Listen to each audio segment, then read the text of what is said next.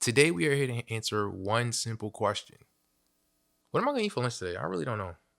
I'll be trying to figure it out every day. I have the same question in my head. I'm like, yo, what am I gonna eat? But besides that, you really came here for, is the Osmo Pocket 3 still the best camera in 2025?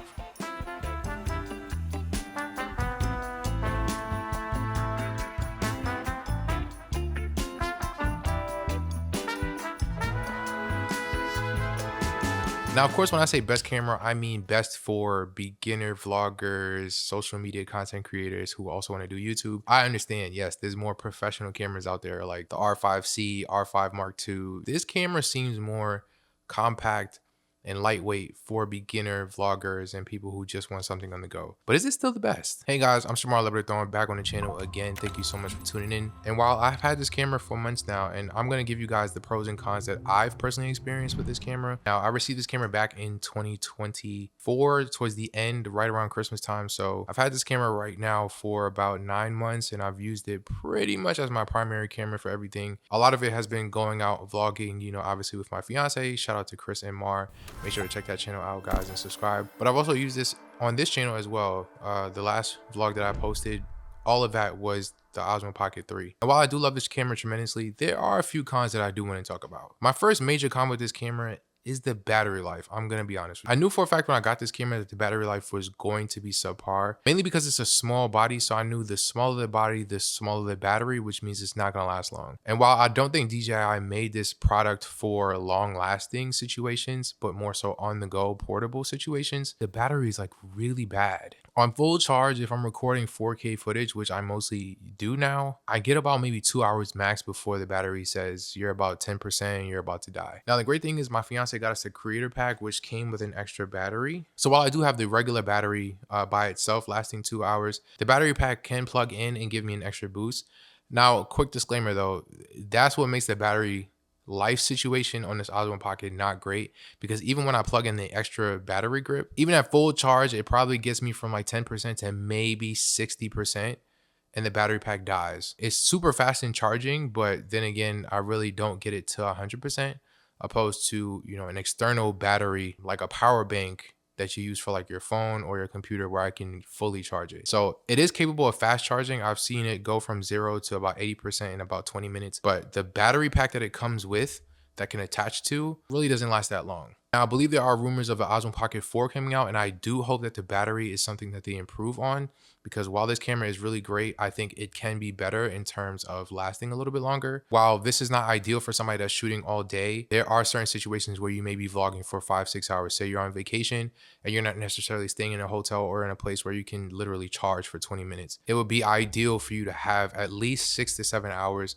before having that indication that your battery is going to die. Second con I have with this is the lenses that goes on the front of the camera. So as you guys can tell, it is a gimbal situation. There are lenses that came with a creator pack, one being a wide angle lens. I actually lost it. It's a magnetic situation, so once you put it on, it attaches like a magnet. But the thing is, it's so small and loose that if you were to bump into somebody or you may wobble it a little bit, it's gonna fall off. It's not like super weak to where as soon as you move it, it's just gonna fall. You give it a good enough hit, it will fall off. And I didn't realize that it fell off and completely lost it. You don't necessarily need the wide angle lens. I think it is wide enough on its own the more I used it, but the wide angle lens did help. On top of that too, you can also get ND filters, obviously for when you're outside in the sun, so you don't overexpose or change your settings in terms of ISO or shutter speed. To me, I just don't like that magnet part. It's just too loose. It's too easy to lose. It's not like a screw on with a DSLR or a mirrorless camera where you know for a fact the lens is not going to go anywhere, or the ND filter. But with this, it's just kind of a magnet thing. So that falling off was like a really big con for me. Thirdly, the biggest con for me was the flip out screen. Now, while this is great because obviously you can shoot vertical and horizontal, this is ideal for people who do YouTube and also who do Instagram Reels, YouTube Shorts, and TikToks. For me, I just don't like the flip out screen. I've noticed a few times that when I have to flip out, sometimes it may get a little stuck. That too, it has a 2-second hold. So when you flip out or when you flip it back to vertical from horizontal, it gives you a 2-second mark before having to shut down and then turn the gimbal, which is also a problem because sometimes when you stop filming, you just want to put it down, but you have to wait for this to kind of readjust itself so that the camera is secure. Now, this is not a huge con. Obviously, it's just a matter of patience, but there are certain times where you just want to get the shot and put it away. But in this situation, you don't want to do that because you don't want to risk messing up the gimbal, which is the main point of the camera.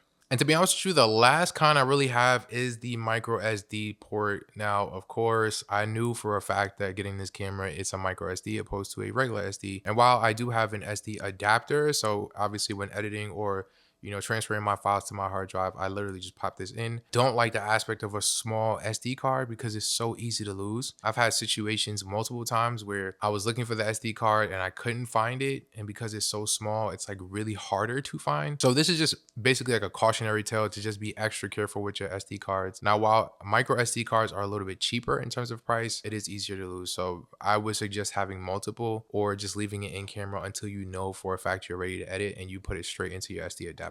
But enough with the cons. I'm not trying to discourage people from getting this camera because at the end of the day, I think the pros definitely outweigh the cons. A lot of the cons is really just preference. One of the biggest pros to me, obviously, is that it's compact, it's really small. It's honestly smaller than my iPhone 16 Pro Max. This is the latest iPhone, and yet this is still smaller. Now, it might be a little bit longer. That's because of the accessories at the bottom, but it's really small. Like, people don't bother me when I'm out at the grocery store or I'm out in public and I'm recording myself because they probably can't tell or they think it's just another phone. Realistically speaking, for somebody that's like super nervous or just starting out in vlogging and they can't get over the hump of people staring at them and watching them film, you could pull this out and it don't cause any problems. Now, of course, you got to be aware of your surroundings. There's certain places you can't film, but for the most part, in public places, this is absolutely beautiful. On top of that too, if you are a content creator who is also involved in YouTube Shorts, TikToks, and Instagram Reels, it's literally the flip of a screen. Like, all you have to do is flip.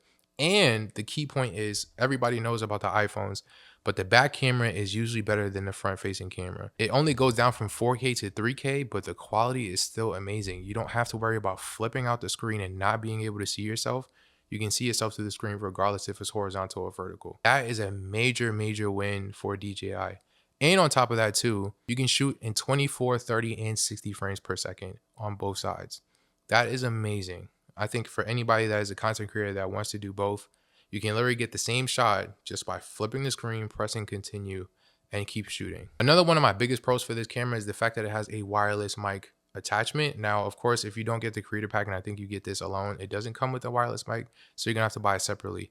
But this is well worth it. Reason being, one is because it's wireless. So if you want crisp audio or you're in a situation where it's very noisy, just press this on and it automatically attaches to your pocket. Or just say you want an external microphone, but you're shooting on a DSLR or a mirrorless and you just want a better microphone.